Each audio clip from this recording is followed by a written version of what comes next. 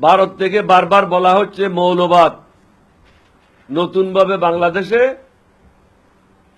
সৃষ্টি হয়েছে।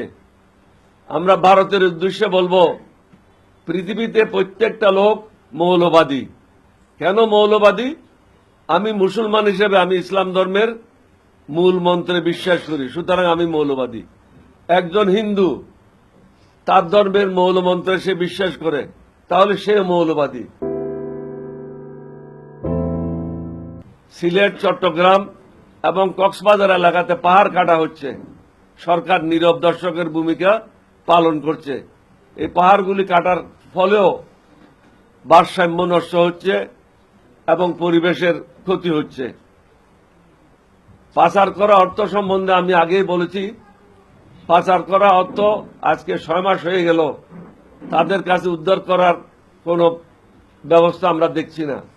যাদেরকে আপনারা জেলে নিয়েছেন তারা জামায়া ধরে মুরগি খেয়ে দিন কাটাচ্ছে এবং তাদের মোবাইল টেলিফোনের মাধ্যমে 1-2 ঘন্টা কথা বলে হাসিনার সাথে তারা যোগাযোগ করছে। পৃথিবীর বিভিন্ন জায়গায় আওয়ামী লীগের যারা সন্ত্রাসী আছে তাদের সাথে যোগাযোগ করছে, যার কারণে প্রত্যেক দিন বিভিন্ন জায়গায় কর্মসূচি আওয়ামী লীগ পালন করছে। পক্ষান্তরে এগুলো আওয়ামী লীগের কর্মসূচি, নাম দেওয়া হচ্ছে অন্যান্য দলের। কখনো সচিবালয়ে আগুন, কখনো এখানে মারামারি, কখনো ওখানে হত্যাকাণ্ড, কখনো কারো গলা কাটা হচ্ছে। এগুলির পিছনে হচ্ছে সব শেখ হাসিনা এবং তার লোটা বাহিনী। লোটা বাহিনীর বিরুদ্ধে আমরা বহুবার বলেছি, আপনারা তাদেরকে বরখাস্ত করেন। বদলি করা কোনো সমাধান নয়, তাদেরকে অবসর দেওয়া কোনো সমাধান নয়। তারা এই জাতির অর্থ সম্পদ ধ্বংস করেছে, সবাই দুর্নীতির সাথে জড়িত ছিল।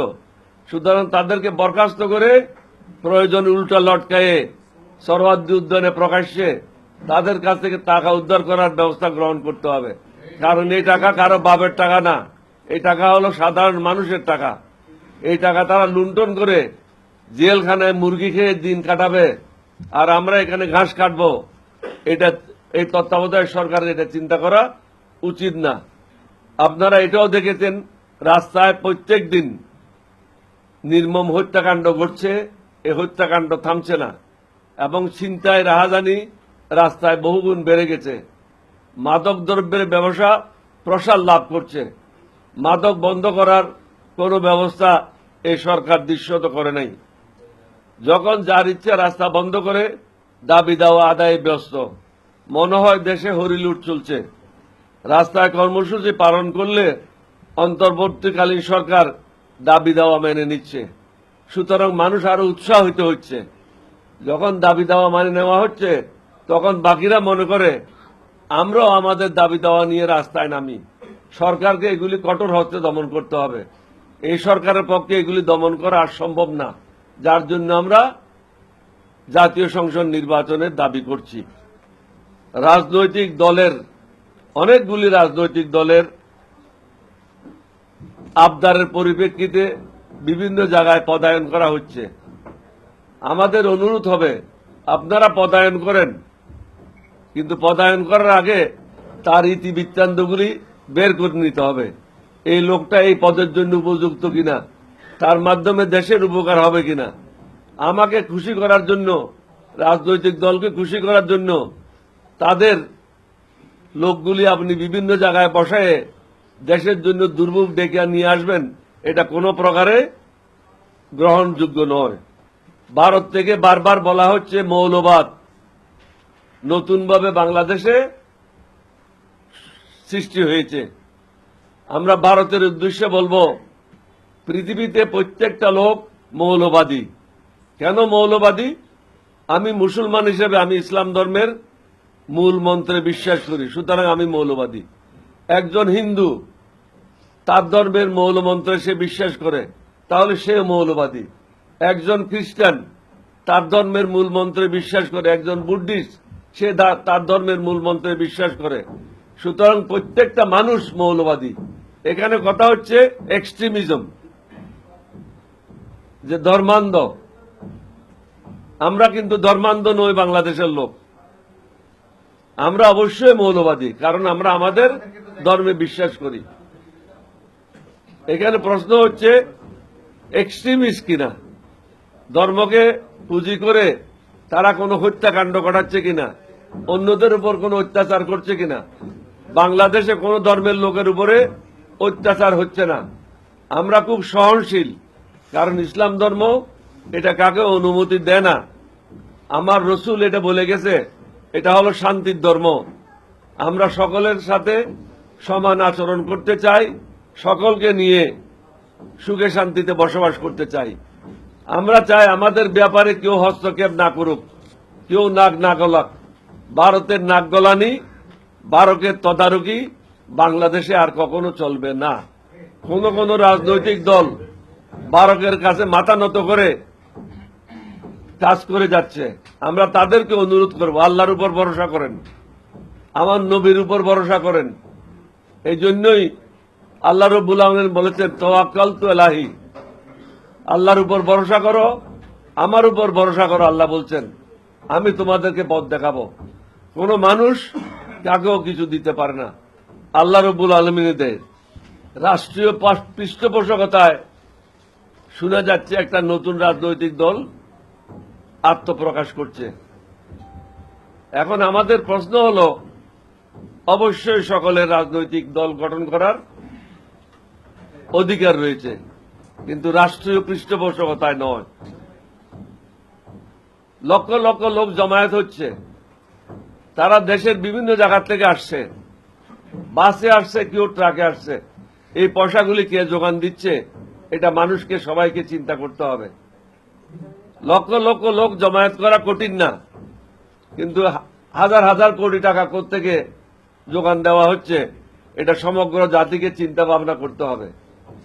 আমি আশা করব আমাদের সব রাজনৈতিক দল এই বিষয়গুলি নিয়ে চিন্তা করবে, গবেষণা করবে এবং জাতির সামনে তাদের মতামত তুলে ধরবে। বর্তমান সরকারকে অনুরোধ করব, এমন কোনো কাজ করবেন না, এমন কোন কর্মকাণ্ডে লিপ্ত হবেন না যাতে হাসিনার মতো আপনাদেরকেও পলাতে হয়। এখন কিন্তু আপনারা সেদিকে অগ্রসর হচ্ছেন। আমার অনুরোধ থাকবে, প্রধান উপদেষ্টার কাছে অনুরোধ থাকবে, প্রত্যেকটা উপদেষ্টা কে কি কাজ করছে আপনার দায়িত্ব হলো সেটা মনিটর করা। আমি এটা মনিটরিং এর কোনো কিছু দেখছি না। প্রত্যেক সপ্তাহে একটা মন্ত্রণালয় নিয়ে মিটিং হতে হবে বা দুইটা মন্ত্রণালয় নিয়ে মিটিং করতে হবে, তাদেরকে দিক নির্দেশনা দিতে হবে। তারা বিগত 6 মাসে কি কাজ করেছে সেটার হিসাব নিকাশ নিতে হবে। আগামী দিনে তারা কি কাজ করবে তাদের দিক নির্দেশনা দিতে হবে। না হলে মন্ত্রণালয় যে যার ইচ্ছা, যেভাবে ইচ্ছা সেভাবে কাজ করে যাচ্ছে। এবং অনেক উপদেষ্টা আমি দেখেছি টেলিভিশনের সামনে দুইটা কথাও বলার উপযুক্ততা রাখে না, ঠিকভাবে মানুষকে ব্রিফ করতে পারে না তারা কি করতে পারে, কি করছে। এটা যদি এইভাবে কন্টিনিউ হয়, আপনারাও হাসিনার মতো জনরোষে পড়তে পারেন। আমার কাজ হলো একজন প্রবীণ রাজনীতিবিদ হিসেবে, যে রাষ্ট্র পরিচালনা করার সুযোগ পেয়েছিলাম শহীদ রাষ্ট্রপতি জিয়ার সাথে, 3 বার মন্ত্রী ছিলাম, 6 বার এমপি ছিলাম। আমার অভিজ্ঞতার আলোকে আমি এটাই দেখতে পাচ্ছি, আপনারা জনরোষে পড়ার কাছাকাছি চলে আসছেন। এটার থেকে আপনাদেরকে বেরিয়ে আসতে হবে। এবং যুবকদেরকে বলবো, মুক্তিযুদ্ধকে খাটো করে দেখার কোনো অবকাশ নাই। আপনার বাপ ছিল বলে আপনি পৃথিবীতে এসেছেন, মা বাপ না থাকলে পৃথিবীতে আসতেন না। 1947 সাল না হলে 1971 সাল হতো না। 1971 সাল না থাকলে 2024 সালের জুলাই মাস, অগাস্ট মাস হতো না। আপনারা কয়জন লোক মারা গেছেন এই কর্মসূচিতে? এই কর্মসূচিতে তো সমগ্র জাতি ঐক্যবদ্ধ হয়েছিল। মুক্তিযুদ্ধের সময় সমগ্র জাতি সমর্থন করেছে, কিন্তু যুদ্ধে অংশগ্রহণ করেছে মাত্র 10%, মাত্র 10% মতো লোক। এর থেকে বেশি লোক সক্রিয় মুক্তিযুদ্ধে অংশগ্রহণ করে নাই। কিন্তু আপনাদের যে প্রোগ্রাম ছিল, কর্মসূচি ছিল, প্রত্যেকটা রাজনৈতিক দল মাঠে নেমেছিল, সাধারণ জনগণ মাঠে নেমেছিল। না হলে 5 লাখ ছাত্র বা 2 লাখ ছাত্র হাসিনার মতো এটা স্বৈরাচারকে, নমরুদকে বিদায় করবে, এটা সম্ভব ছিল না। সুতরাং এখানে আপনাদের একক কৃতিত্ব নেওয়ার বা এখানে কাকেও একক কৃতিত্ব দেওয়ার কোনো বিষয় নাই। আমরা বলতে চাই এখানে প্রত্যেকটা রাজনৈতিক দল হাসিনার বিরুদ্ধে যারা ছিল এবং প্রত্যেকটা মানুষ যারা হাসিনার বিরুদ্ধে ছিল তারা সবাই ছাত্র জনতার সাথে রাস্তায় নেমেছিল। সুতরাং আপনারা যদি মনে করেন আপনারা আলেকজান্ডারের মতো দিগ্বিজয় করেছেন, এটা কিন্তু সত্য না। মুক্তিযুদ্ধকে কোনো অবস্থাতেই খাটো করে দেখার বিষয় নাই এবং মুক্তিযুদ্ধের সাথে কোনো কিছু তুলনা করারও বিষয় নাই। এই সংগ্রাম হয়েছে 1 মাস, 1 মাসের মধ্যে মৃত্যুবরণ করেছে ধরে নেন 3000, আর মুক্তিযুদ্ধ করেছি আমরা দীর্ঘ 9 মাস। 3 লক্ষের অধিক মানুষ শহীদ হয়েছে, 2 কোটির মতো লোক গৃহহীন হয়েছিল, অনেক মা বোনেদের ইজ্জত সম্ভ্রম হানি হয়েছিল। কিন্তু এইবার আমাদের যে কর্মসূচি হয়েছে, এই কর্মসূচিতে মা বোনদের ইজ্জত তো হানি হয় নাই। গুলিবিদ্ধ হয়েছে, কেউ চোখ হারিয়েছেন, কেউ অঙ্গহানি হয়েছে, বিভিন্নভাবে আপনারা আহত হয়েছেন, শাহাদত বরণ করেছেন। সুতরাং মুক্তিযুদ্ধের ব্যাপারে মন্তব্য না করার জন্য আমি সাবধান করে দিচ্ছি। changeTV.press, এক ফোঁটা হলুদ